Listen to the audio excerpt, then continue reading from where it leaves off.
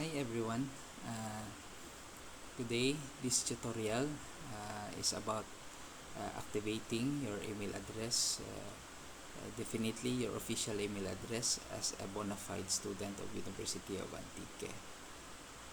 That email is for your use as a student, and after you graduate you can still use that email address being an alumni of the university.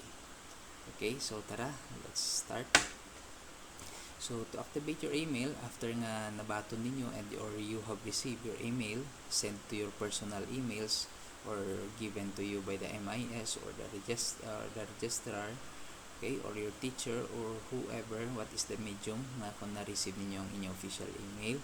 So simply to activate it, open your Chrome browser. So we recommend everyone to use Chrome browser. Okay, and then after that you have opened your Chrome browser, or if you don't have any Chrome browser, you can use any other browsers that you may use that.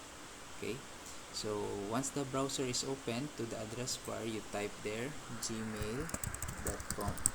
Okay, then press enter. Okay, after that it has loaded the gmail.com, so you type your email address usually, and the format of the email address of UA student is the first name. Example, we have Jose, then the last name De La Cruz, okay, and then followed by at antiquespride.edu.ph.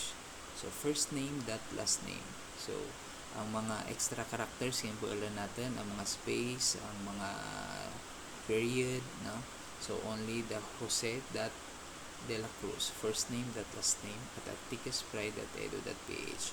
So if you have already typed it, no, click susunod or next,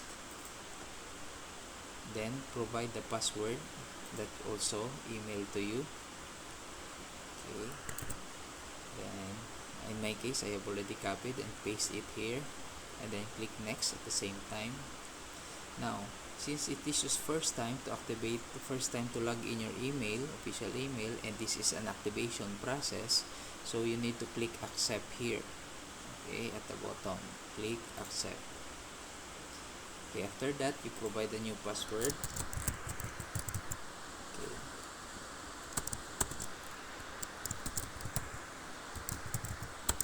Take note the password always bisan diin nga application, if you are giving password or kung naga-provide mo kang password sa inyong account, make sure that you remembered it well. Okay, just to avoid delays sa inyong pag-access sa inyong accounts.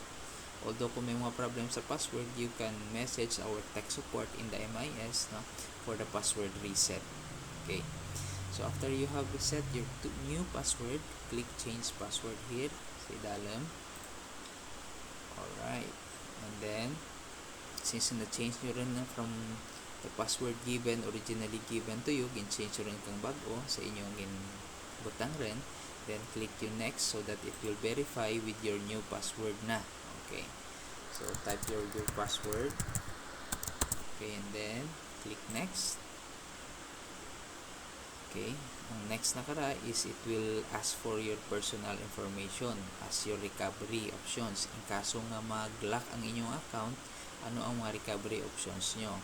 Pero what is good in the account in the University of Antique, that Antiques Pride account, if you don't set your recovery email or phone number, you can always call the tech support, and it's very easy to recover your account. You just need to have a password request, no, for that you can recover it. Okay, so we will just skip the updating of this one. You can update that later on, and simply click confirm. Okay. After that, Viola, congratulations, you have now successfully activated your official email account as a student of University of Antique. So this one are simply interface of the email. I bet majority of us have already opened an email, but the Google have provided you a quick tour, get started. So this is the chat, their new interface, may chat rin sa kilid, and then you also have rooms, no, kung sa mga call ninyo or classroom management. And then may dyan man yan Google Meet integrated yan sa inyong email. Alright? So that's it. This is your inbox, no? And then you will receive and send emails, no?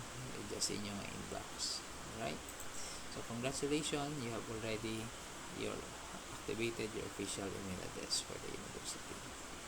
If you have questions and concerns, please call and reach out for the contact support of the UA under the Management of Information Systems Office.